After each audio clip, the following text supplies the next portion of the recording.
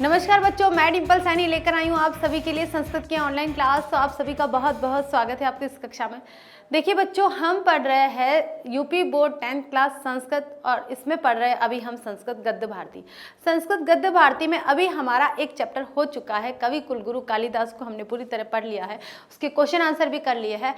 आज जो हम शुरू करने जा रहे हैं संस्कृत गद्य भारती का सेकेंड चैप्टर शुरू करने जा रहे हैं और जो है बहुत ही एक अनोखा चैप्टर है, एक अनोखी स्टोरी है, पर्यावरण को लेकर है, वृक्षों को लेकर है। तो ये उद्भिज्ज परिषद, उद्भिज्ज परिषद का मतलब होता है वृक्षों की सभा। अब देखिए, मनुष्यों की सभा तो आप सभी ने देखी होगी, लेकिन यहाँ पर तो वृक्षों की सभा है। अब वृक्ष सभा क्यों कर रहे हैं, इसका भी कोई कारण है कि वृक्षों को सभा करने का ऐसा क्या कारण है, ऐसा क्या चीज, ऐसी क्या परिस्थिति आ चुकी है कि वृक्षों को संगठित होकर कुछ वार्तालाप या कुछ मीटिंग करने की जरूरत पड़ गई है। हम सभा का आयोजन कब करते हैं, जब किसी लक्ष्य तक हमें पहुंचना है या फिर कोई हमारे सामने कोई किसी तरह की मुसीबत आ गई है, उस मुसीबत का सामना करना है या फिर किसी तरह का कोई फैसला लेना है, कोई निर्णय लेना है, तो हम इस प्रकार की कोई सभा करते हैं, क्योंकि ये मिलजुल कर होता है, एक व्यक्ति का कार्य नहीं होता है। तो इसी तरह यहाँ पर भी उद्भिज्ज परिषद का मतलब है वृक्षों की सभा। यहाँ क्या होता है कि पीपल का जो पेड़ है, जिसे अश्वत्थ वृक्ष कहा गया है, तो पीपल का पेड़ यहाँ पर सभापति होता है, वृक्षों का सभापति होता है। पीपल का पेड़ यहाँ लीड करता है अपनी पूरी टीम को। और जो लताएं हैं, बेल है, छोटे छोटे पेड़ पौधे हैं, उनको संबोधित करते हुए पीपल का पेड़ उन्हें बताता है। अब क्या बताता है, मैं आपको बताना चाहूँगी कि आज का जो वातावरण है वो कैसा हो गया है। ये इस संसार में हम कह सकते हैं कि सृष्टि में सर्वश्रेष्ठ अगर कोई योनि कही गई है तो मनुष्य योनि कही गई है। और मनुष्य योनि कहीं हद तक दान, पुण्य, धर्म, अर्थ, काम यानी पुरुषार्थ को करने के लिए कही गई है। ये जो मनुष्य योनि, अगर ईश्वर ने मनुष्य योनि बनाई है और मानव रूप में अगर आपने इस पृथ्वी पर जन्म लिया है, तो आपके क्या कर्तव्य बनते हैं, आपके क्या अधिकार बनते हैं, आपके क्या दायित्व बनते हैं, तो उन्हें पूरा करना चाहिए, ना कि आप अपने स्वार्थ में आ जाइए। पहले के समय की बात करें तो प्रकृति से सभी लोग बहुत ही प्रेम करते थे, प्रकृति की पूजा की जाती थी, ठीक है। अगर कोई शिकार करने भी जाता था तो कुछ लोग ऐसे थे जो शौक से जाते थे, लेकिन कुछ लोग ऐसे ही हो सकता है कि शिकार क्यों जाता था, कोई आदमखोर कोई जानवर है और आदमखोर पशु को अगर शांत करना है तो इसलिए भी शिकार किया जाता। तो अलग अलग तरीके थे। तो यहाँ पर वृक्षों की सभा में जो पीपल का पेड़ है वो अपने छोटे छोटे पेड़ पौधों को, लताओं को, बेलों को संबोधित करते हुए कह रहा है कि देखिए, हम जो शिकार करते हैं कि हम हमारे इस प्राकृतिक वातावरण में जो पशु है, उन पशुओं को भी संबोधित करते हुए कहते हैं, छोटे छोटे पशुओं को भी, कि देखिए कि अगर कोई सिंह या व्याघ्र अगर शिकार कर रहा है तो अपने पेट के लिए कर रहा है कि उसके खाने के लिए कुछ चीज़ चाहिए, तो वो अन्य पशुओं को, छोटे पशुओं को मारकर खाता है। अब जब ऐसा हो जाता है कि जब उसका पेट भरा हुआ है और पेट भरे होने के बाद अगर कोई खरगोश या हिरन उसके सामने आता है तो वो कभी भी उनको मारेगा नहीं। क्यों? क्योंकि उसकी आवश्यकताओं की पूर्ति हो चुकी है, वो संतुष्ट हो गया है। इसके विपरीत यहाँ पीपल का जो पेड़ है वो वृक्षों और छोटे छोटे पादपों से कहता है कि भाई देखिए, लेकिन मनुष्य है उसकी संतुष्टि कभी नहीं होती है, उसकी आत्मसंतुष्टि कभी नहीं होती है, चाहे वो कितने ही जानवरों को मार दे। मनुष्य के लिए खाद्य सामग्री अनगिनत है, बहुत सारी, अतुलनीय है, जिसकी तुलना किसी से नहीं की जा सकती, ऐसी खाद्य सामग्री है। लेकिन फिर भी अपने स्वार्थ के कारण वह वृक्षों को काट रहा है, वह जानवरों को मार रहा है, यानी कि सिर्फ अपने स्वार्थ के कारण, दिखावे के कारण, अपनी शानो शौकत के कारण वह यहाँ प्रकृति का हनन कर रहा है। तो इसलिए मनुष्य के जन्म को निकृष्ट माना गया है। यहाँ पीपल ने, यानी कि सभापति पीपल ने अपने सभा के सामने मनुष्य का जो जीवन है उसे सबसे ज्यादा निकृष्ट माना गया है, कि सबसे ज्यादा निचला है, जानवर ही नहीं तिनके से भी ज्यादा नीचे का माना गया है यहाँ मनुष्य के जीवन को। अब ये क्यों माना गया है, हम भी अपना आत्मावलोकन करें, हम आत्मावलोकन करें, अपना अवलोकन करें और देखें कि सही में ये जो वृक्ष की सभा लगी है ये जरूरी थी, ये बहुत आवश्यक हो गई थी इन सभी के लिए, कि हम पहले ये जांचें कि ये जो मनुष्य जीवन है ये कैसा है, मनुष्य हमारे साथ किस प्रकार का व्यवहार कर रहे हैं, किस तरह से प्रकृति का हनन हो रहा है, दोहन हो रहा है। इस दोहन को रोकने के लिए सभा का आयोजन किया गया था।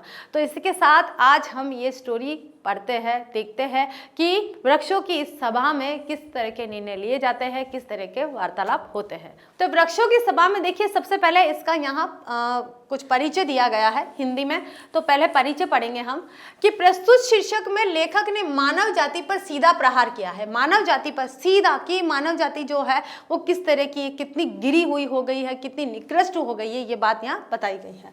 यहाँ वृक्षों की एक कल्पित सभा का वर्णन है। अब यहाँ जिन्होंने भी ये जो कहानी लिखी है एक अनुमान लगाया है, ऐसी कोई सभा तो करते नहीं है, एक अनुमान के तौर पर कि मनुष्य जिन्होंने भी ये रियलाइज किया, ये अनुभव किया है कि हम प्रकृति का दोहन कर रहे हैं, प्राकृतिक या जीव जंतुओं का दोहन कर रहे हैं, उनका हनन कर रहे हैं, उनकी हत्या कर रहे हैं, हम प्रकृति के साथ खिलवाड़ कर रहे हैं। तो इस बात को बताने के लिए उन्होंने स्वयं न करके वृक्षों के माध्यम से, वृक्षों की सभा के आयोजन के माध्यम से एक कल्पना अपने मन में बना ली कि इस तरह की सभा की जाए। मान लीजिए अगर वृक्षों की वास्तव में सभा हो तो किस तरह के विचार होंगे, कैसे वार्तालाप होगा, कैसा फैसला लिया जाएगा, कैसे कैसी चर्चाएं की जाएगी। तो ये यहाँ पर एक अनुमानित तौर पर एक स्टोरी दी गई है। तो यहाँ वृक्षों की एक कल्पित सभा का वर्णन किया गया है। सभा के सभापति पद पर शोभित होते हुए पीपल, कौन है? पीपल अपने अध्यक्षीय भाषण में मानव स्वभाव की कटु आलोचना करते हुए उसके दुर्गुणों का वर्णन करता है। मानव के जितने भी दुर्गुण हैं, अवगुण हैं, वो सारे के सारे यहाँ पर पीपल वृक्ष अपने सभा के सामने प्रस्तुत करते हैं। वह कहता है कि मानव इतना स्वार्थी होता है कि अपनी स्वार्थ पूर्ति के लिए अपने संबंधियों, है ना, अपने संबंधियों को भी मृत्यु के घाट उतार सकता है। अब देखिए पीपल के वृक्ष ने अपनी सभा के सामने इस तरह की बात की है कि मानव की निकृष्टता की बात की। तो मानव की निकृष्टता क्या है कि अगर मनुष्य स्वार्थ में अंधा हो जाता है, न तो अपना पुत्र देखता है, न पुत्री देखता है, न पत्नी देखता है, न माता देखता है, न पिता देखता है, न अपने सगे संबंधियों को देखता है, स्वार्थ के कारण वह हो सकता है उन्हें भी मौत के घाट उतार दे। कैसे? अगर पूंजी के लिए देखिए, संपत्ति हरण करने के लिए, यानी कि किसी की धन संपत्ति को अपने वश में करने के लिए वो किसी को भी मार सकता है। परिवार में खून खराबे हो जाते हैं, आप सभी को पता है, सभी जानते हैं, ठीक है। तो इस तरह से यहाँ मनुष्य की निकृष्टता की बात की गई है। वह कहता है कि जंगल में बड़े भयंकर हिंसक जानवर होते हैं, परंतु वह हिंसा तभी करते हैं जब उनका पेट खाली होता है। पेट भरे होने पर वह कभी भी हिंसा नहीं करते, परंतु मानव वह जीव है जिसका पेट कभी भरता ही नहीं है, वह तो सदैव हिंसा पर उतारू रहता है। हम यानी वृक्षों के लिए कहा गया है, हम कौन? पीपल का जो पेड़ था। हम तो बहुत अच्छे हैं कि अपने द्वारा थके हुए को छाया और भूखे को फल देते हैं, परंतु इस सृष्टि का सबसे निम्न कोटि का प्राणी मनुष्य है। तो यहाँ पर मनुष्य की निम्नता, निकृष्टता की बात की गई है कि पेड़ पौधे कैसे हैं, दूसरों को छाया देते हैं, परोपकार करते हैं, लेकिन मनुष्य कभी अपने हाथों से कोई परोपकार करता है क्या? बिल्कुल नहीं करता। तो ये बात यहाँ पर उसने अपनी सभा के माध्यम से अपने समुदाय को बताने का प्रयास किया है। तो ये कल्पना है कि मान लीजिए कि इस तरह की सभा का आयोजन होता है तो किस तरह की चर्चा की जाएगी, है ना। तो हम भी देखते हैं कि किस तरह की चर्चा है। सबसे पहले हम इसको पढ़ेंगे, उसके बाद हम इसका अनुवाद करेंगे। अथ सर्वविदित विटुपिनम, अथ सर्व विधि विटुपिना, विटप का मतलब क्या होता है? पेड़। अब विटुपिनाम यानी पेड़ों। मध्य स्थित सुमहान, सुमहान अश्वत्थ देव, अश्वत्थ देव का मतलब होता है पीपल देव। पीपल को देव के रूप में यहाँ बताया गया है। पीपल देव वदति बो, वदति यानी कि बोले, बोलते हैं, ठीक है, वदति यानी बोलते हैं।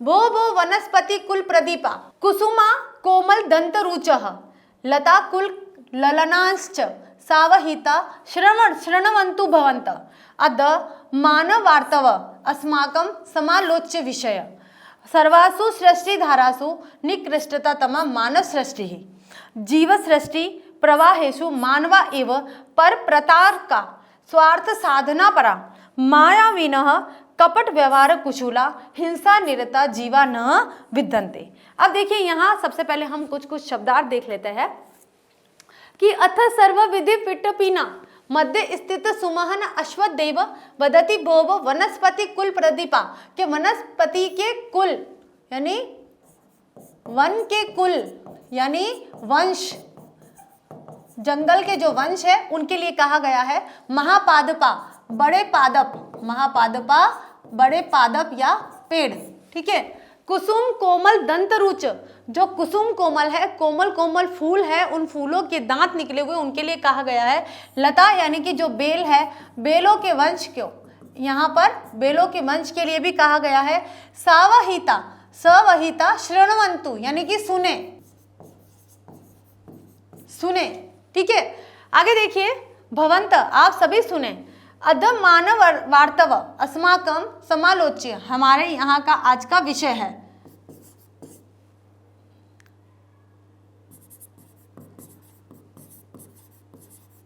आलोचना विषय है, ठीक है। आगे देखिए, सर्वासु सृष्टि धारासु निकृष्टतमा यानी निकृष्ट, निम्नतम, निम्नतम कहेंगे, मानव सृष्टि, जीव सृष्टि, प्रवासु मानव एवं पर प्रतार का, स्वार्थ साधना, स्वार्थ में लिप्त, ठीक है। माया विना कपट व्यवहार कुशला, हिंसा निरता जीवा न विद्यन्ते, और नहीं है, विद्यन्ते यानी कि नहीं है, न विद्यन्ते यानी नहीं है, ठीक है। अब देखिए हम इसका अनुवाद करते हैं कि अथ सर्व विदित विटपीना मध्य स्थित सुमहान अश्वत्थदेव वदति भो। अब देखिए यहाँ पर सभी जानते हैं, सभी जानते हैं, सभी पेड़ों के बीच में महान महान वृक्ष कौन, पीपल देव यहाँ विद्यमान है, और वो कह रहे हैं, क्या कह रहे हैं कि भो भो वनस्पति कुल प्रदीपा, कि हे महानुभाव, संबोधित करते हुए कह रहे हैं कि यहाँ पर पीपल का जो पेड़ है वह सभी पेड़ जो भी सभी यहाँ पर पेड़ पौधे प्रकृति के जितने भी तत्व हैं उन तत्वों के बीच को संबोधित करते हुए कह रहे हैं कि भो भो वनस्पति कुल प्रदीपा, के हे वनस्पति कुल के प्रदीप, वनस्पति के कुल दीपक, महापादपा बड़े बड़े पेड़, कुसुम कोमल दंतरुच यानी कि जो कोमल फूल है जो अपने दांतों के द्वारा निकलने की कोशिश कर रहे हैं, उनके दंतरुच, लता कुल ललनांश और सुंदर सुंदर बेले, सावहित श्रवणंतु भवंत, आप सभी सुनिए, सभी को संबोधित करते हुए कह रहे हैं कि आप सभी सुनिए, अद आज मानव वार्तव अस्माकं समालोच्य विषय, आज हमारा जो विषय है वो है मानव के विषय में है, मानव की बात को लेकर है कि उनके मानव को लेकर हमारा आज आलोचना का विषय है, कि मानव की आलोचना का विषय आज हम आप सभी के सामने लेकर प्रस्तुत हुए हैं। तो उनकी वार्ता का जो विषय क्या था, मानव की आलोचना करना, कि मानव के बारे में बताना कि उसकी निम्नतमा क्या है, ठीक है। सर्वासु सृष्टि धारासु निकृष्टतमा मानव सृष्टि, ठीक है। सभी सृष्टियों में कहा गया है कि सभी सृष्टियों में जितनी भी योनियां हैं, जितनी भी जन्म लेने वाली इस पृथ्वी पर योनियां हैं, उनमें सबसे निकृष्टतम, सबसे निम्नतम मानव सृष्टि है, मानव योनि है, ठीक है। वो कौन कह रहा है ये बात, पीपल वृक्ष कह रहा है, ठीक है। जीव सृष्टि प्रवाहेषु मानवा एव पर प्रतारका स्वार्थ साधना परा माया विनः कपट व्यवहार कुशला हिंसा निरता जीवा न विद्यते, कि जीवों की सृष्टि में, सभी जीवों की सृष्टि में अगर जीवों पर हिंसा करने वाले, ठीक है, क्या कहा है कि सभी जीवों की सृष्टि में मानव दूसरों पर अत्याचार करने वाला, स्वार्थ को में लिप्त, स्वार्थ के कारण मतलब अपने कार्य करने वाला, माया विना यानी कि माया में पड़ने वाला, धन को खींचने वाला, धन को लेने वाला, कपट व्यवहार कुशल धूर्त और कपट करने वाला, हिंसा निरता हिंसा में लिप्त, हिंसा करने वाला, जीवाना विद्यन्ते यानी कि ऐसा और भी मानव के अलावा इस संसार में जो कपट करता हो, जो हिंसा करता हो, जो माया में लिप्त हो, जो स्वार्थ में लिप्त हो, ऐसा कोई जीव हमने नहीं देखा है। इस संसार में मानव ही इस प्रकार का जीव विद्यमान है, ठीक है। आगे देखिए, सबसे पहले हम इसका संदर्भ करते हैं। संदर्भ देखिए बच्चों, जो भी पैराग्राफ आता है आपका, उस पूरे पैराग्राफ में संदर्भ सेम रहेगा, एक ही संदर्भ आपको सभी पैराग्राफ में लिखना है। प्रसंग थोड़ा अलग हो जाएगा, और जहाँ पर प्रसंग नहीं लिखा गया है इसका मतलब उसका जो प्रसंग है ऊपर वाले पैराग्राफ के अनुसार ही रहेगा, ठीक है। तो यहाँ देखिए संदर्भ क्या है कि प्रस्तुत गद्यांश हमारी पाठ्य पुस्तक संस्कृत के गद्य खंड यानी कि गद्य भारती में से संकलित है, उद्भिज परिषद शीर्षक पाठ से उद्धृत है। अब प्रसंग क्या है कि प्रस्तुत गद्यांश में पीपल के वृक्ष द्वारा मनुष्य की निकृष्टता का वर्णन किया गया है, कि मनुष्य की निम्नता का वर्णन किया जा रहा है। अब क्या कहा है कि इसके बाद सभी प्रकार के वृक्षों के मध्य में स्थित अत्यंत विशाल पीपल देवता कहता है कि हे वनस्पतियों के कुल के दीपक स्वरूप बड़े बड़े वृक्षों, फूलों के समान कोमल दांतों की कांति वाली लता रूपी कुलांगनाओं, आप सावधान होकर सुने कि आज मानवों की बात हमारी आलोचना का विषय है। सृष्टि की संपूर्ण धाराओं में मानवों की सृष्टि सर्वाधिक निकृष्ट है। जीवों के सृष्टि प्रवाह में मानवों के समान दूसरों को धोखा देने वाले, स्वार्थ की पूर्ति में लगे हुए और मायाचारी, कपट व्यवहार में चतुर और हिंसा में लीन जीव और कहीं नहीं है। क्या कह रहे हैं पीपल के वृक्ष हम मानवों के लिए? देखिए कि किस तरह की बातें वे कर रहे हैं। आते हैं अब हम दूसरे पैराग्राफ की तरफ। भवन्तो नित्य मेवारण्य चारिणः हिंस व्याघ्र प्रमुखान हिंसत्व भावनाया प्रसिद्धान श्रापदान अवलोकयन्ति प्रत्यक्षम ततो भवन्त एव सानुनयम प्रच्छयन्ते कथयन्तु भवन्तो यथा तथ्येन केमेते हिंसादि क्रियासु मनुष्योभो भ्रशं गरिष्ठा श्रापदानम हिंसा कर्म जठारन लग्नि वार्णम मात्र प्रयोजनम जनकम प्रशांते तु जठार नाले सकृद उपजाताया स्वदर पूर्ति नहीं ते कर्तल गतानपि हिरण शशकादीन उपघ्नति न वा तथा विद दुर्बल जीव आघातार्थम अटितो अटतियम परिभ्रमंती। अब देखिए क्या कहा गया है यहाँ पर। यहाँ कहा है कि भवंतो नित्य मेवरण्य चारिण हिंस व्याघ्र प्रमुखान।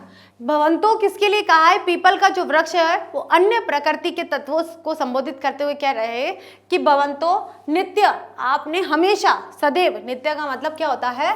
सदैव, मेव यानी ही, सदैव ही, अरण्य जंगल में, अरण्य यानी कि जंगल में, चारिणा यानी कि चरते हुए, सिंह व्याघ्र प्रमुख, सिंह व्याघ्र ऐसे प्रमुख पशुओं को जो हिंसक भावना है, हिंसक भावना को लेकर देखा होगा कि जो हिंसक भावना के लिए प्रसिद्ध है, ऐसे पशुओं को आपने वन में चरते हुए यानी कि इधर उधर विचरण करते हुए देखा होगा। श्रापदान अवलोकयन्ति प्रत्यक्षम, और आपने पूर्ण रूप से उन्हें प्रत्यक्ष रूप से भी देखा होगा। ततो भवन्त एव सानुनयम प्रच्छन्ते, मैं आप सभी से पूछना चाहता हूँ, अनु यानी विनम्रता से पूछना चाहता हूँ, कथयन्तु भवन्तो, कहिए कि कैसे, यथा तथ्येन कीमेते हिंसादि क्रियासु मनुष्येभो वृक्षम गरिष्ठा, कि क्या ये जो पशु है, हिंसक पशु, ये मनुष्यों से भी ज्यादा हिंसक है या मनुष्य इनसे ज्यादा हिंसक है? क्या ये मनुष्य से ज्यादा हिंसक है या मनुष्य इनसे ज्यादा हिंसक है? ठीक है, कैसे? गरिष्ठा यानी कि बड़े हैं। श्रापदानम हिंसा कर्म जठारन निर्वाण मात्र प्रयोजनम, ठीक है, ये जो हिंसक पशु है जिन्हें श्राप मिला गया है कि ये हिंसा के कारण ही अपने पेट का भरण पोषण कर सकते हैं।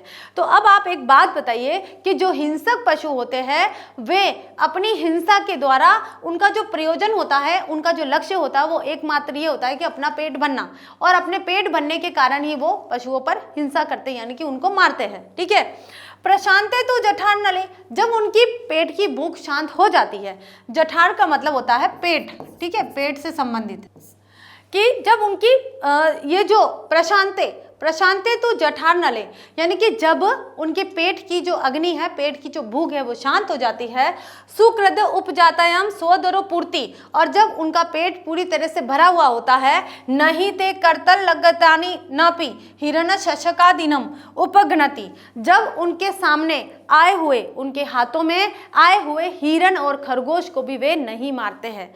कौन? हिंसक पशु भी, उनके अंदर भी इतनी नैतिकता होती है कि यदि उनका, क्योंकि उनके जीवन का एक ही, उनके अगर हिंसा करने का एक ही प्रयोजन होता है, वो होता है पेट की आग को समाप्त करना, यानी कि उनको जो भूख लग रही है उस भूख को मिटाना। जब उनकी भूख मिट जाती है, जब उनका पेट पूरी तरह से भरा हुआ होता है, जो भूख की अग्नि है वो शांत हो जाती है, पूरी तरह से भरा हुआ होता है, तब उनके हाथों में आए हुए शशक यानी कि खरगोश और हिरण को भी वे छोड़ देते हैं, जाने देते हैं, उनके साथ हिंसा नहीं करते हैं।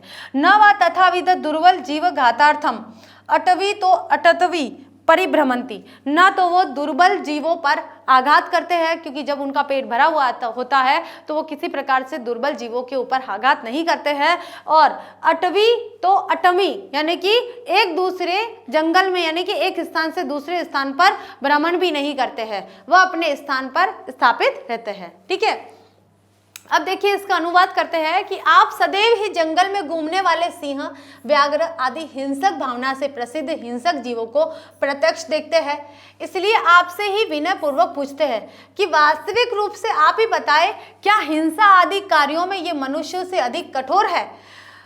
हिंसक जीवों का हिंसा कर्म पेट की भूख को मिटाने मात्र का प्रयोजन होता है। ठीक है, कि हिंसक जीव जो हिंसा करते हैं उसका एक ही प्रयोजन है, एक ही लक्ष्य है कि अपने पेट की भूख को मिटाना।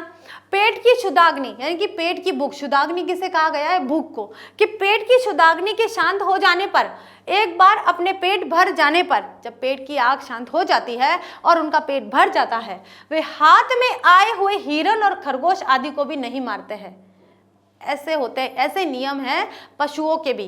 वृक्ष यहाँ पर पीपल का पेड़ अपनी सभा को संबोधित करते हुए बताता है कि आपने देखा होगा उन पशुओं को भी, क्योंकि प्रकृति है ये। ठीक है, और न ही उसके कमजोर जीवों को मारने के लिए एक जंगल में दूसरे जंगल में घूमते रहते हैं, और न ही वे कमजोर जीवों को ऐसे ही अन्यथा ऐसे ही निरर्थक मारने के लिए वो एक दूसरे स्थान पर घूमते रहते हैं। ऐसे विचारण वाले, ऐसे स्वभाव वाले ये हिंसक पशु भी नहीं हैं। ठीक है, आगे देखिए, मनुष्याणाम हिंसा व्रतिस्तु निर्वधि निर्वसाना च यतो यतः आत्मन उपकर्ष समांकक्षयते तत्र तत्रैव मानवानां हिंसावृत्ति प्रवर्ते स्वार्थ सिद्धये मानवा दारान् मित्रं प्रभुभृत्य स्वजनं स्वपक्षं चावलीलाय उपघ्नति पशु हत्या तु तेषां क्रीडनं केवलं चित्त विनोदाय महारण्यम उपगम्य ते यथेच्छ निर्दयम च पशुघातम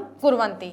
अब देखिए यहाँ क्या बताया है कि उन्होंने कहा कि जो पीपल का पेड़ है वो सभा को संबोधित करते हुए कह रहे हैं कि आपने देखा होगा प्रत्यक्ष रूप से कि जो हिंसक पशु है वो सिर्फ अपने पेट की आग को बुझाने के लिए, पेट की अग्नि को शांत करने के लिए, अपनी भूख को मिटाने के लिए ही हिंसा करते हैं। अन्यथा जब उनका पेट भर जाता है तो उनके सामने चाहे हिरण आ जाए, चाहे खरगोश आ जाए, कोई भी आ जाए, वो उन्हें नहीं मारते हैं। और न ही बिना बात के एक स्थान से एक जंगल से दूसरे जंगल में निर्बल जंतुओं को मारने के लिए वो जाते हैं। ठीक है, ऐसा वे नहीं करते हैं। तो यानी कि उन्होंने पशुओं को मनुष्य से ऊपर उठाने की बात कही है कि इन्होंने पीपल के पेड़ ने, जो वृक्ष है वो कह रहे हैं कि मनुष्य इन जानवरों से भी ज्यादा गिरे हुए हैं। अब मनुष्य की बात बताई है, क्या बताइए देखिए, मनुष्याणाम हिंसा व्रतिस्तु निर्वधि निर्वसानाम च, लेकिन जो मनुष्य की हिंसा है वो कभी न समाप्त होने वाली है। यतो यत आत्मनोपकर्ष, वो अपनी आत्मा के उपकर्ष के लिए समाशंकय तत्र तत्रैव मानवानां हिंसावृत्ति प्रवर्तते, वो अपने आप को ऊंचा उठाने के लिए मनुष्यों में मतलब मानवों को ही इधर उधर मतलब हिंसावृत्ति करते रहते हैं। स्वार्थ सिद्धि मानवानां, स्वार्थ के कारण जो मनुष्य है वह मानव स्वार्थ सिद्धि के कारण मित्रम प्रभु भृत्य स्वजन स्वपक्ष चावलीलाय उपघ्नति, यानी कि जो मनुष्य होता है वो पशु से भी ज्यादा नीचे गिरा हुआ होता है, क्योंकि स्वार्थ के कारण वह अपने मित्र, अपने पुत्र, अपने सगे संबंधी और अपने भाई और अपने पक्ष, अपने जितने भी पक्ष है उनकी भी लीला को समाप्त कर देता है, उनके भी जीवन को समाप्त कर देता है। पशु हत्या तो तेषाम क्रीडन, केवल पशु हत्या तो तेषाम क्रीडन, पशु हत्या तो उनके लिए खेल मात्र है, केवल एक खेल में वो पशुओं को मार देते हैं। ठीक है, केवलम चित्त विनोदाय महारण्यम उपगम्य, वे उपगम्य यानी कि जाते हैं। उपगम्य यहाँ पर एक क्या आ गया है, अव्ययभाव समास आ गया है, और उपसर्ग भी कहेंगे इसे, क्योंकि उप क्या है, उपसर्ग है। उप क्या लगा है, गम्य यानी जाते हैं, उप यानी वहां जाते हैं। ठीक है, पास में, यानी कि केवलम चित्त विनोदाय, चित्त यानी कि मन को प्रसन्न करने के लिए, केवल अपने मन को अपने आनंद के लिए, मजे लेने के लिए या सिर्फ अपने मनोरंजन के लिए वो वन में जाते हैं। ते यथेच्छ निर्दयम च पशु घातम कुर्वन्ति, वे केवल अपने आनंद के लिए, अपने मनोरंजन के लिए वन में जाते हैं और वहां पर उन निर्दयता दिखाकर पशुओं की हत्या करते हैं। केवल वहां पर पशुओं की हत्या को एक खेल मात्र वे समझते समझते हैं। तो यहाँ ये जो पीपल का वृक्ष है वो ये बात बता रहा है कि मनुष्याणाम हिंसा वृत्तिस्तु निर्वधि निवसानाम च, मनुष्य की हिंसा वृत्ति तो और भी ज्यादा निकृष्ट है, और भी ज्यादा घोर है। यतो यत आत्मनोपकर्ष समाशंकयते तत्र तत्रैव मानवानाम हिंसा वृत्ति प्रवर्तते। जहाँ जहाँ हम अपना आत्मा के उपकर्ष की बात करते हैं कि कौन सबसे ज्यादा गिरा हुआ है, वहाँ बिना शंका के वहाँ मनुष्य की हिंसा वृत्ति हमें दिखाई देती है। ये स्वार्थ सिद्धि मानवा दारान मित्रम प्रभु भृत्य स्वजनम स्वपक्षम चावलीलाय उपगणति। स्वार्थ की सिद्धि के कारण जो मनुष्य है अपने सगे संबंधियों और अपने रिश्तेदारों तक को भी मार गिराता है। पशु हत्या तो तेषान क्रीडन, यानी कि पशु हत्या तो केवल एक खेल है। केचन केवलम, ये तो केवल मनोरंजन के लिए वन में जाते हैं और वहां निर्बल पशुओं को मार देते हैं निर्दयता के साथ में। ठीक है, आगे चलते बच्चों। अब देखिए हम इसका प्रश्न करते हैं कि प्रस्तुत गद्यांश में मनुष्य की हिंसा वृत्ति की असीमता और अनियमितता का वर्णन किया गया है। अनुवाद देखिए, मनुष्य की हिंसा वृत्ति तो सीमा रहित है और न समाप्त होने वाली है। मनुष्य जिस चीज से अपने पतन की आशंका करता है वहीं मनुष्य की हिंसा वृत्ति प्रारंभ हो जाती है। स्वार्थ पूरा करने के लिए मनुष्य स्त्री, मित्र, स्वामी, सेवक और अपने संबंधी और अपने पक्ष वाले को अत्यधिक सरलता से मार देता है। पशुओं की हिंसा तो उनका खेल है, केवल मनोरंजन के लिए बड़े जंगल में जाकर वे इच्छा अनुसार निर्दयता से पशुओं को मार देते हैं। समझ में आया सभी को? आगे चलते हैं पैराग्राफ नंबर 4। यथेच्छ निर्दयं च पशु घातम कुर्वन्ति तेषां पशु प्रहार व्यापारम आलोक्य जडानापि अस्माकं विदीर्यते हृदयम् अन्यच्च पशूनां भक्ष्य वस्तूनि प्रकृत्या नियमितानि न हि पशवो भोजन व्यापारे प्रकृति नियमो उल्लंघयन्ति तेषु ये मांसं भुजः ते मांसं पहाय नान्यत आकांक्षन्ति ये पुनः फलमूलशिनस्ते तेरेव जीवन्ति मानवानां न दृश्यते तादृश किंचित निर्दिष्टो नियमः। अब देखिए यहाँ पर हम कुछ पहले शब्दार्थ कर लेते हैं, शब्दार्थ के साथ में हम व्याख्या भी करते रहेंगे। यथेच्छम निर्दयम च पशुघातम कुर्वन्ति, और ये जो मनुष्य है, मनुष्य के लिए कहा गया है, अगले पैराग्राफ से जुड़ा हुआ है ये कि ये जो मनुष्य है वो इस प्रकार से निर्दयता के साथ में पशु को मारते हैं, पशुओं का घात करते हैं, पशुओं का हनन करते हैं। तेषाम पशु प्रहारम, उनके, तेषाम मतलब उनके, पशु प्रहारम का मतलब होता है व्यापारम, यानी कि पशुओं को मारने के, उनके पशुओं को मारने के कार्य को, ठीक है, पशु प्रहार व्यापारम आलोक्य, आलोक्य यानी कि देखकर, ठीक है, क्या होता है, देखकर,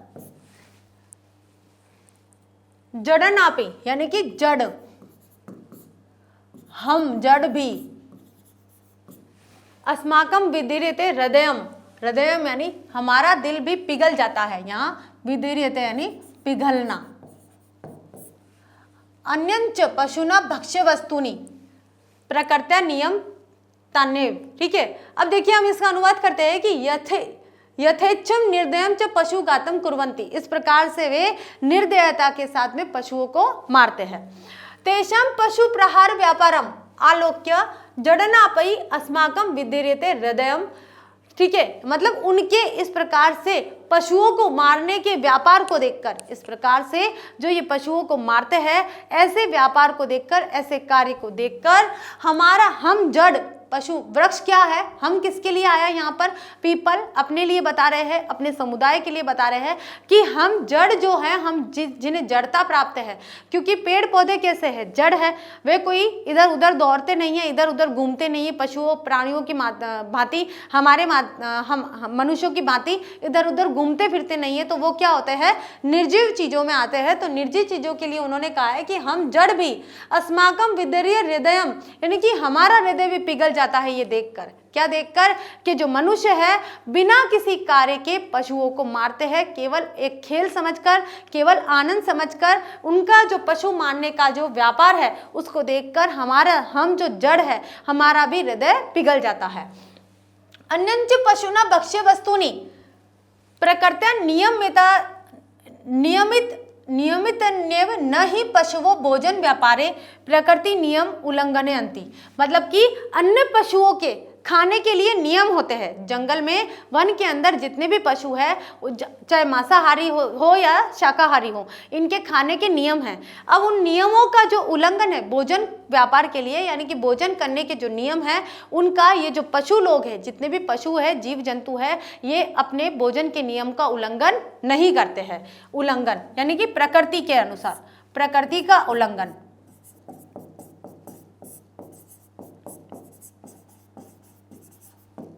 ठीक है, तेषु यानी उनके ये मांस भुजत मांस पहाय नान्यत आकांक्षति। ठीक है, अब क्या कहा है कि नियमित नावे न ही पशुओं भोजन व्यापारे प्रकृति नियम उल्लंघनयन्ति। और इस नियम व्यापार के कारण जो नियम फिक्स हो रखे हैं कि मांसाहारी जो है मांस को ही खाएंगे और शाकाहारी है वो इन शाकाहारी वस्तुओं को भी खाएंगे। तो इस तरह के जो नियम बने हुए पशु इन नियमों का उल्लंघन नहीं करते हैं।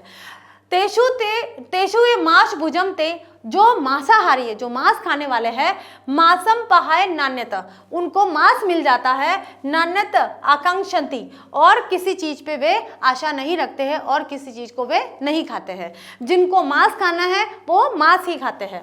ये पुनः फल मूल्य छिन्नते तेरेव जीवंती, और जो पशु फल और सब्जियों पर या फिर मूल पर निर्भर रहते हैं वे मांस नहीं खाते, वे कोई और पदार्थ नहीं खाते, इनको ही खाते हैं। यानी कि जो मांसाहारी है वो मांस युक्त खाद्य पदार्थ खाएंगे और जो शाकाहारी है वो जो मांस नहीं है यानी कि शाकाहारी वस्तुओं को, शाकाहारी खाद्य पदार्थों को खाएंगे। मानवानाम न दृश्यते तादृश कंचित निर्दिष्ट नियम, हमने मानवों के लिए इस प्रकार का कोई नियम नहीं देखा है। ना तो वे मांस को छोड़ते हैं ना वो शाक को छोड़ते हैं। यानी कि जो प्रकृति ने नियम बनाए हैं पशुओं के लिए कि पशु जो मांसाहारी है वो मांसाहारी चीज़ों को खाएंगे, जो शाकाहारी है वो शाकाहारी चीज़ों को खाएंगे। ऐसा नहीं है कि जो शेर है वो घास खा रहा है या जो खरगोश है वो मांस खा रहा है, तो ऐसा हमने नियम कहीं नहीं देखा है। ठीक है, देखा है ना, कहीं नहीं देखा हम लोगों ने। लेकिन जो मनुष्य है वो तो सभी चीज़ें खाता है, मांस भी खा लेता है, शाक भी खा लेता है, तो हमने इस प्रकार का नियम कहीं नहीं देखा है। ये कौन कह रहा है? ये पीपल का वृक्ष कह रहा है अपनी सभा को। तो देखिए अनुवाद क्या है इसका प्रसंग वही रहेगा कि यहाँ पर वृक्षों की सभा के जो सभापति है पीपल, वो वृक्षों को संबोधित करते हुए मनुष्य के खाने के नियम और प्रकृति में पशुओं के खाने के नियम को बता रहे हैं। यानी कि मनुष्य के हिंसा की अनियमितता और असीमा को बता रहे हैं। तो उनके यहाँ अब अनुवाद देखिए कि उनके पशुओं को मारने के कार्य को देखकर हम जड़ पदार्थ का भी हृदय फट जाता है। दूसरे पशुओं की खाद्य वस्तुएं स्वभाव से नियमित ही है। निश्चय ही पशु भोजन के कार्य में प्रकृति के नियम का उल्लंघन नहीं करते हैं। उनमें जो मांस भोजी है वे मांस को छोड़कर दूसरी वस्तु नहीं खाते हैं, और जो फल मूल खाने वाले हैं वे उन्हीं से जीवित रहते हैं। मनुष्य का उस प्रकार का कोई निश्चित नियम दिखाई नहीं पड़ता है। इस तरह की वार्तालाप हो रही है। आगे चलते हैं, पैराग्राफ नंबर हमारा 5। स्वावस्थाय संतोषमल भमाना मनुजन्मान प्रतिक्षणम स्वार्थ साधनाय सर्वात्मना प्रवर्तन्ते, न धर्मनु धावन्ति न सत्य अनुबद्धन्ति, तृणवधुपेक्षन्ते स्नेहम अहितमिव परित्यजन्ति, आर्जवम किंचित दलित जनन्ते अनृत व्यवहारं, न स्वल्पमपि बिभ्यति पापाचरेभ्य न ही क्षणमपि विरमन्ति पर पीड़नात्। देखिए अब यहाँ क्या बताया गया है कि स्वावस्थायाम संतोषमल भनाम मनुज मानव प्रतिक्षणम स्वार्थ साधनय स्वार्थ सर्वात्मना प्रवर्तन्ते। अब यहाँ पर मनुष्य की बात बताई है कि स्वार्थ के कारण अपने मन में संतुष्टि नहीं है। मनुष्य के अंदर क्या नहीं है? संतुष्टि। संतोष क्या होता है? संतुष्टि। ठीक है, मनुष्य में संतुष्टि नहीं है। मनुज मानव प्रतिक्षणम स्वार्थ साधनाएं, स्वार्थ सर्वात्मना प्रवर्तते, मतलब हर क्षण वो स्वार्थ को पूरा करने में लगा हुआ है। हर क्षण प्रति क्षण यानी कि हर क्षण हर समय मनुष्य स्वार्थ साधनाएं, स्वार्थ को पूरा करने में सर्वात्मना अपना पूरा समय लगा रहा है, प्रवर्तने उसमें लगा हुआ है।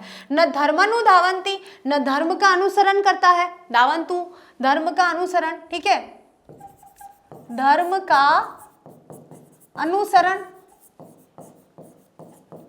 न तो धर्म का अनुसरण करता है, न सत्यम अनुबंधती, न सत्य का पालन करता है, सत्य का पालन, ठीक है। तृणवधुपेक्षण स्नेहन, और स्नेह की जो स्नेह होता है, स्नेह किसे बोलते हैं, प्रेम, स्नेह किसे बोलते हैं, प्रेम, प्रेम की तिनके के समान उपेक्षा करता है। क्या? उपेक्षा, उपेक्षन्ते, उपेक्षा करता है, ठीक है, किसकी? स्नेह की, प्रेम की तृण यानी तिनके के समान उपेक्षा करता है। अहित में परित्यजयन्ति, किसी का भी हित और अहित सब कुछ उसने छोड़ दिया है। आर्जवम किंचित दली किंचित दपिलजन्ते, यानी कि अनंत्र व्यवहारम, मतलब ये कहा गया है कि पूरी तरह से अकरणीय व्यवहार में वह पूरी तरह से लिप्त हो गया है। क्या कहा है कि स्वास्थ्यायम, अपने स्वास्थ्य में संतोष लभमाना और मनुजनन मानव प्रतिक्षणम स्वार्थ साधनाएं सर्वात्मनाम प्रवणते, ये जो मनुष्य है बिना संतोष प्राप्त किए, अपने मन में आत्मसंतुष्टि नहीं है और बिना संतोष प्राप्त किए पूरी तरह से अपने स्वार्थ को पूरा करने में लगे हुए हैं, ठीक है। न ही वह धर्म का अनुसरण करता है, न सत्य का पालन करता है, और जो स्नेह है उसका भी तिनके के समान उपेक्षा करता है। अहित और अहित में परित्यजन्ति, किसी के भी हित का पूरी तरह से त्याग कर दिया है उसने। आर्जवम किंचित दपिलजन्ते, यानी कि उसने कहीं भी इस तरह का व्यवहार, अच्छा व्यवहार नहीं किया है। अनृत व्यवहारम, और अपना बिल्कुल निकृष्ट व्यवहार प्रस्तुत किया है। न स्वल्पम अभी बिभ्यति, न तो वो इस तरह से खुद से डरता है।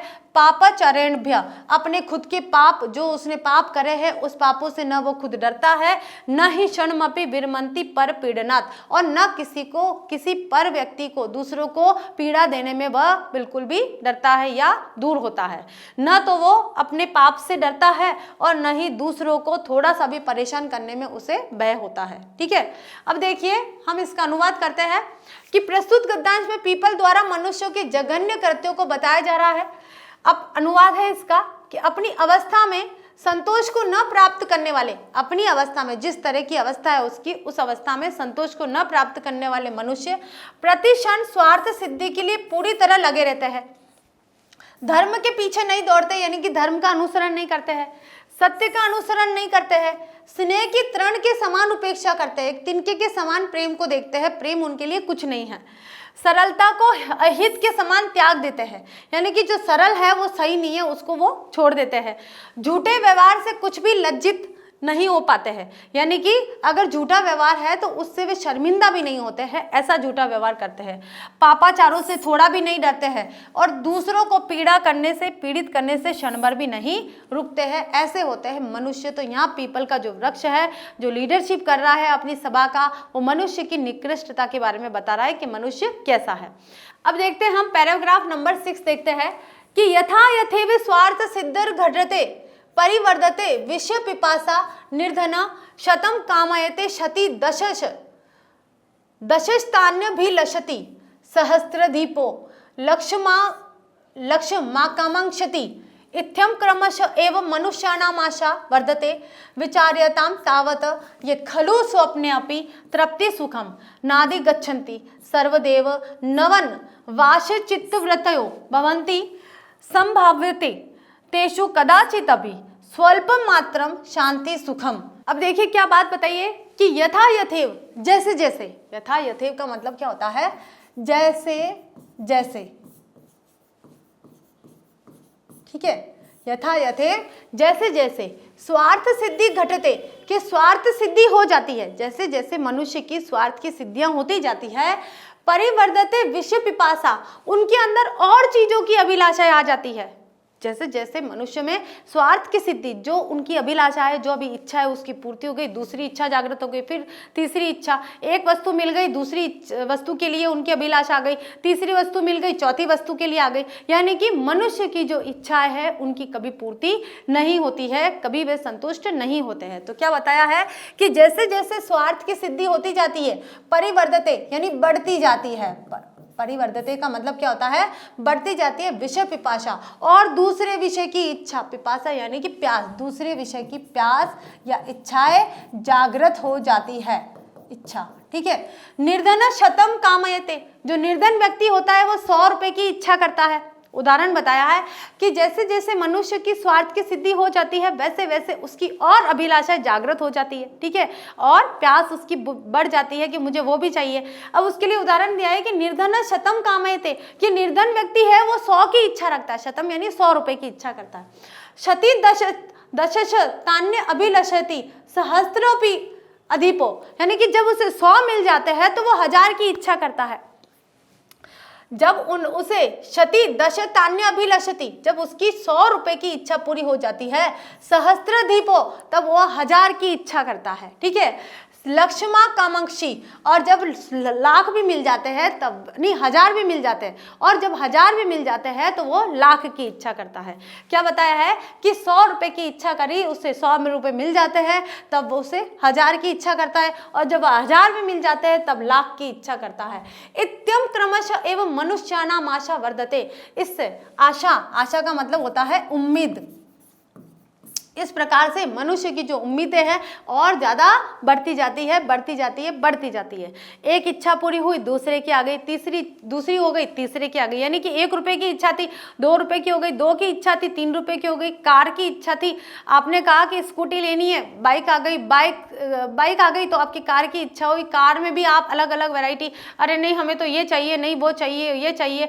आपको छोटे से घर की इच्छा थी, बंगला आ गया, बंगले के बाद में आपको बहुत सारा बंगला चाहिए। तो ऐसे आपकी इच्छाएं बढ़ती जाएगी, बढ़ती जाएगी, बढ़ती जाएगी। ठीक है। और उसके लिए आपको क्या करना पड़ेगा, पाप करना पड़ेगा, क्योंकि पाप से ही ज्यादा इच्छाओं की पूर्ति होती है। जब इच्छाएं जागृत होती है और आप संतुष्ट, अपने मन में संतुष्ट नहीं हो, जो आपको प्राप्त है उससे संतुष्ट नहीं हो, तो आप एक तरह से कुव्यवहार यानी कपट व्यवहार की तरफ बढ़ रहे हैं। ठीक है।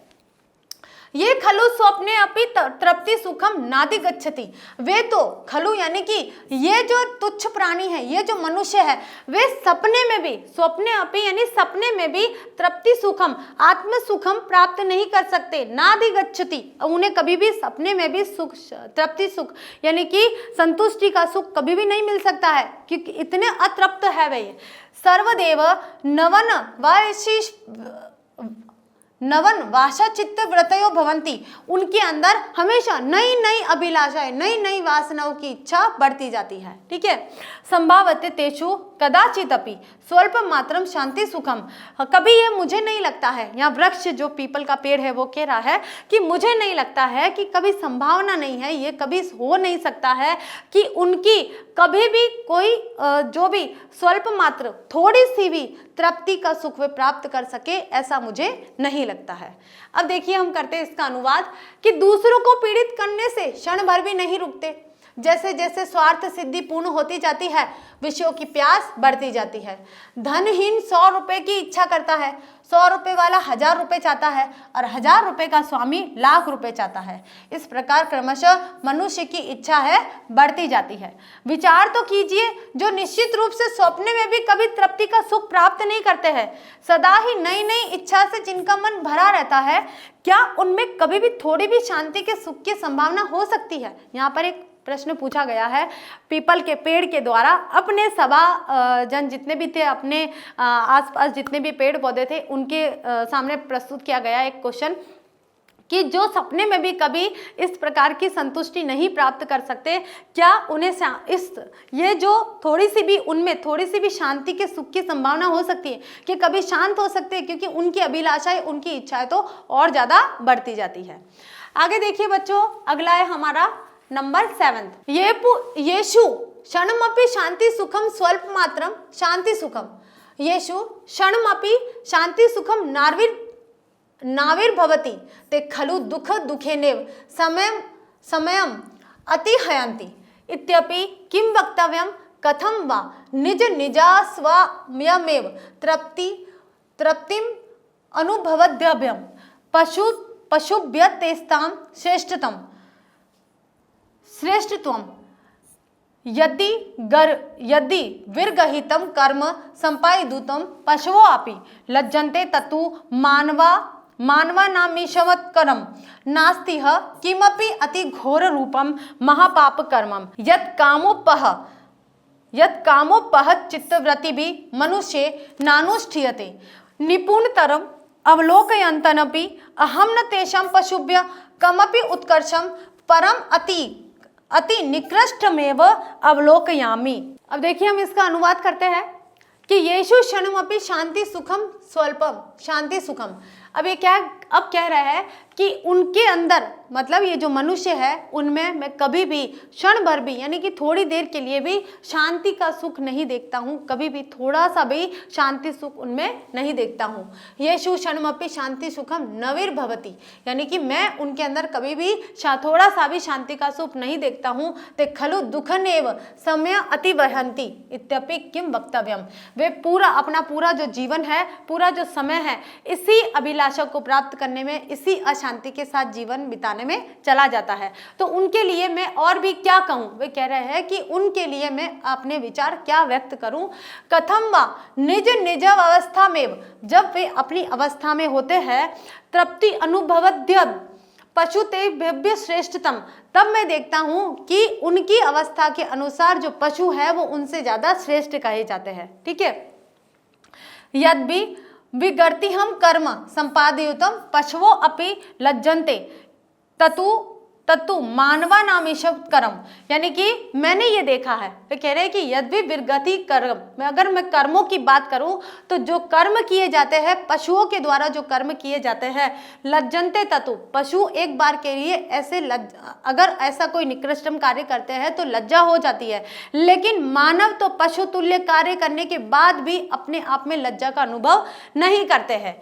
नास्ति ह किमपि अति घोर रूपम महापाप कर्म, और न ही वे घोर पाप करने के बाद भी किसी प्रकार से शर्मिंदा होते हैं। उन्हें कोई आभास नहीं होता है कि हमारे द्वारा जो कार्य किया गया है वो कितना निकृष्टतम किया गया है। यत कामोपहित चित्तवृत्ति भी मनुष्य नानुष्ठीयते, अपने मन से भी वे कभी दुखी नहीं होते हैं कि हमने जो कार्य किया है वो कितना गलत कार्य किया है, कितना निकृष्ट किया है। निपुणतरम अवलोकयन्ति अहम न तेषां पशुभ्य किमपि, मैंने ऐसा कार्य करते हुए पशुओं को भी कभी नहीं देखा है। ऐसा निकृष्टतम कार्य करते हुए मैंने पशुओं को भी कभी नहीं देखा है। उत्कर्षम परमति निकृष्टतम मेव अवलोकयामि, मैंने इतना मतलब पशुओं को भी अपने कार्य में उत्कर्षता के साथ देखा है, यानी कि पशु भी अपने नियम के अनुसार कार्य करते हैं। ऐसी निकृष्टता का कार्य जो मानव कर रहे हैं, ऐसी निकृष्टता का कार्य मैंने नहीं देखा है। ठीक है। अब इसका अनुवाद करते हैं कि क्षण भर भी शांति के सुख का उदय नहीं होता है, वे निश्चय ही महान दुखों में अपना समय बिताते हैं। इस विषय में भी क्या कहना चाहिए कि अपनी अपनी अवस्था में वे तृप्ति का अनुभव नहीं करने वाले पशु से उनकी श्रेष्ठता कैसे हो सकती है। जिस निंदित कार्य को करने के लिए पशु भी लज्जित होते हैं, वह मनुष्य की तुच्छ काम है। इस संसार में अत्यंत भयानक ऐसा कोई बड़ा पाप कर्म नहीं है जो लालसा से दूषित चित्तवृत्ति वाले मनुष्य के द्वारा न किया जाता हो। अच्छी तरह देखता हुआ भी मैं, कौन, पीपल का वृक्ष कह रहा है कि मैं इस तरह से ये सारे कार्य अच्छी तरह देखता हुआ भी मैं पशुओं से उनके किसी उत्कर्ष को नहीं अपितु अत्यंत नीचता को ही देखता हूँ। पशुओं से अगर कंपेयर करें हम मनुष्य को, वृक्ष कह रहा है कि अगर हम पशुओं से मनुष्य को कंपेयर करते हैं, उसकी तुलना करते हैं, तो मैं पशुओं के उत्कर्ष को देखता हूँ, लेकिन मनुष्य की नीचता को देखता हूँ, उसकी निकृष्टता को यहाँ मैं दर्शन कर रहा हूँ। आगे देखिए, न केवल मेते पशुभ्यो निकृष्ट तृणयोभ्यो अपि निस्सारा एव तृणानि खलु वात्यया सह स्वशक्तित अभियुद्धः वीर पुरुषा एव शक्तिशये क्षितितले पतन्ति न तो कदाचित् का पुरुषा एव स्वस्थानम अपहाय प्रपलायन्ते। अब देखिए यहाँ पर पशुओं की तुलना तिनके से की गई है। तिनका क्या होता है, एक बिल्कुल घास का तिनका, उससे की गई है कि तिनका किस प्रकार का होता है और मनुष्य किस प्रकार का होता है। ठीक है, कि न केवलम केवल मेते पशुभ्य निकृष्टत तृणेभ्यो अपि, तृणेभ्यो यानी कि तृण से भी, तृण से भी, अपि यानी भी, ठीक है, ये है अपि, तृणेभ्यो अपि, कि न केवल निस्सारा एव, कि न केवल ये जो मनुष्य जाति है ये पशुओं से भी निकृष्ट है, बल्कि तिनके से भी ज्यादा निकृष्ट है, तिनके से भी ज्यादा निम्न मैं समझता हूं। किसे? पशु मनुष्य जाति को। तृणानि खलु वात्याय सह स्वशक्ति अभियुद्ध वीर पुरुषा एवं शक्ति लक्ष्य शिथि तले पतंती, के जो तृणानि यानी जो तिनके होते हैं, तिनके अपने दुश्मन आंधी से, तिनके का दुश्मन कौन होता है? आंधी यानी वात्य यानी कि हवा, ठीक है, हवा से जब तिनका हवा के साथ में युद्ध होता है कि हवा उसे उड़ाने का प्रयास करती है लेकिन तिनका किसी प्रकार से अपना अस्तित्व बनाए रखने का प्रयास करता है, ऐसे सह स्वशक्ति अपनी शक्ति के साथ जब युद्ध होता है तो वीर पुरुष की भांति स्वशक्ति क्षिति तले पतंती, अपनी वीर पुरुष की भांति वो लड़ता है, बल्कि वहां से भागता नहीं है, लड़ता है। उस हवा से लड़ते लड़ते एक तरह से वह जमीन पर गिर जाता है, ठीक है। न तो कदाचित, वह कभी भी का पुरुष यानी कि ऐसे अभागे यानी कि ऐसे कुपुरुष की भांति, कायर पुरुष की भांति, का पुरुष का मतलब क्या होता है? कायर पुरुष की भांति स्वस्थानम अपहाय प्रप्लांते, अपहाय यानी कि भागना, कि कायर पुरुष की तरह भांति वहां से भाग नहीं जाता है, बल्कि वीर पुरुष की भांति वह उससे हवा से लड़ता है, युद्ध करता है, ठीक है। तो यहाँ पर तिनके से भी ज्यादा निकृष्टतम किसे बताया है? मनुष्य को बताया। कि पशुओं से तो निकृष्ट है ही है, वो तो बता दिया कि पशु तो प्रकृति के नियम का पालन करते हैं, लेकिन जो मनुष्य है वो तिनके से भी ज्यादा नीचे गिरा हुआ है, तो उसकी निम्नता की बात यहाँ बताई गई है। अब देखिए इसका अनुवाद करते हैं कि प्रस्तुत गद्यांश में मानव को पशुओं से भी नहीं बल्कि तृणों से भी निकृष्ट बताकर मनुष्य की निस्सारता का दिग्दर्शन कराया गया है। अनुवाद है कि ये केवल पशुओं से निकृष्ट नहीं है, तृणों से भी सारहीन है। तिनके निश्चय ही आंधी के साथ अपनी शक्ति से युद्ध करके वीर पुरुषों की तरह शक्ति के नष्ट हो जाने पर ही पृथ्वी पर गिरते हैं, कभी भी कायर पुरुषों की तरह अपने स्थान को छोड़कर नहीं भागते हैं। समझ में आया सभी को? अब चलते हैं हमारा अगला गद्यांश। मनुष्यः पुनः स्वचेत सागर एवं भविष्यत् काले संघटिष्यमानं कमपि विपत्पातम् आकल्य दुखेन समयमति वाहयन्ति परिकल्पयन्ति च पर्याकुला बहुविधान प्रतीकारोपयान येन मनुष्य जीवने शांति सुखम मनोरथ पथादपि क्रांतमेव। अब देखिए यहाँ पर जो इस गद्यांश में बात बताई है, बहुत अच्छी बात बताई है। इसमें बताया है कि जो मनुष्य है वो पहले की आशंका हो जाती है, कि पता चल जाता है कि हमारे सामने क्या मुसीबत आने वाली है। उस मुसीबत के बारे में सोच सोच के चिंता कर करके अपनी सुख शांति को नष्ट कर देते हैं।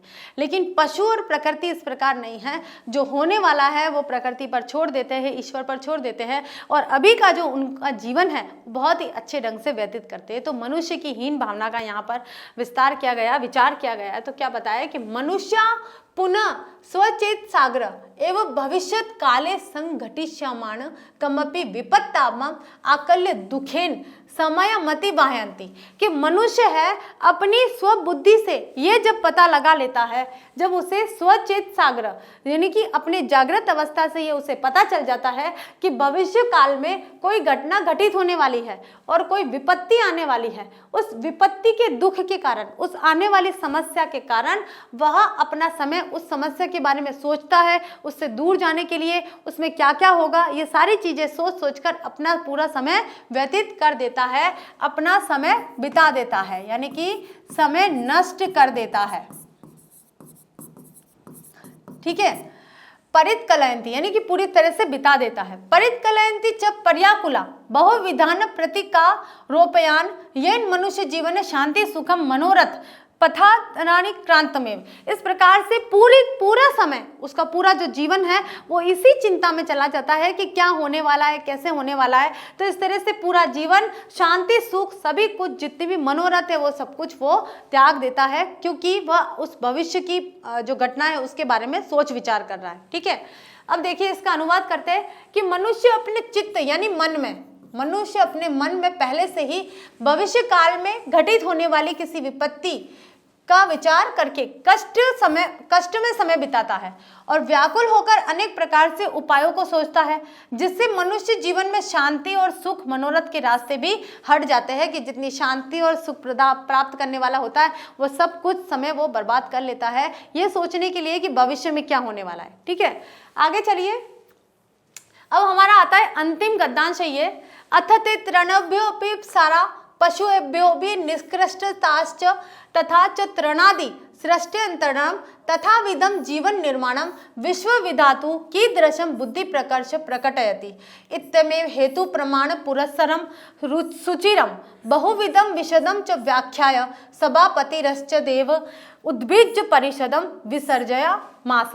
अब देखिए क्या कहा गया है यहाँ पर, पीपल का वृक्ष है उसके माध्यम से यहाँ जो लेखक है वो कह रहे हैं कि अथ ये तृणभ्यो सारा, कि जो ये तिनके से भी ज्यादा छोटे हैं, तिनके से भी ज्यादा हीन है, पशु भी निकृष्टताश्च, और तिनके और पशु दोनों से ज्यादा निकृष्ट है, तथा च तृणादि सृष्टिरंतरणम, इस तिनके के समान, तिनके से भी नीचे व्यक्ति का जो सृष्टि ने अंतरण किया है, सृष्टि ने इसको जन्म दिया है, जीवन निर्माण, ऐसे जीव का निर्माण करके विश्व विधातु कीदृश बुद्धि प्रकर्ष प्रकटयति, विश्व विधाता ने अपनी किस प्रकार की बुद्धि को प्रकट किया है कि विश्व विधाता है, जो विधाता है जिसने इस जीव का निर्माण किया है, ये इसने अपनी किस प्रकार की बुद्धि को यहाँ पर प्रकट किया है। इत्यमेव हेतु प्रमाण पुरस्सरम सुचिरम बहुविध विशद च व्याख्यान सभापति, इस प्रकार से बहुत सारे प्रमाण, बहुत सारे उदाहरण देकर और हेतु देकर आपस में बातचीत करके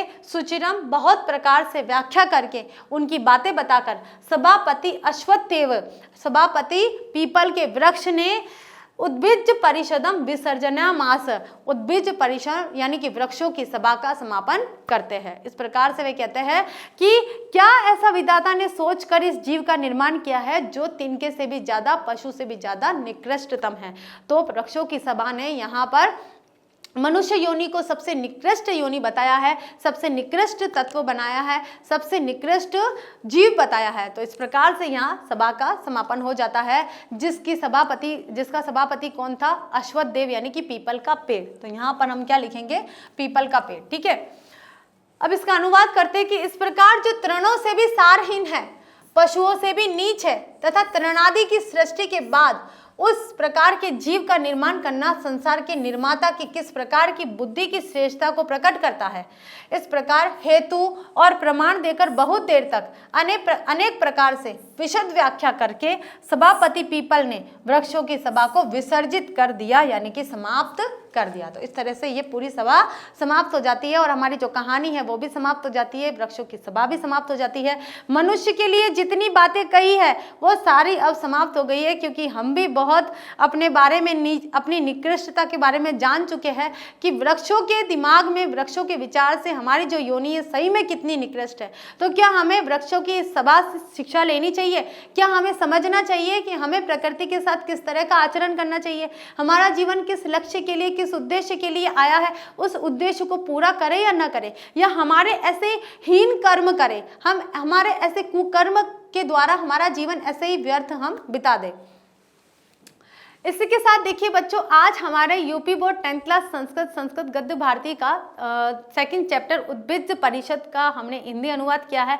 आप सभी को बहुत अच्छे से समझ में आया होगा कि ये वृक्षों की सभा के माध्यम से पीपल का जो पेड़ है वो क्या बताना चाहता है, मनुष्य के कैसे कर्मों के बारे में बताना चाहता है और मनुष्य को क्या संदेश देना चाहता है। इसके साथ आज की हमारी क्लास समाप्त होती है। अगली कक्षा में हम हाजिर होते हैं इस पाठ के प्रश्नोत्तर लेकर। तब तक के लिए थैंक यू।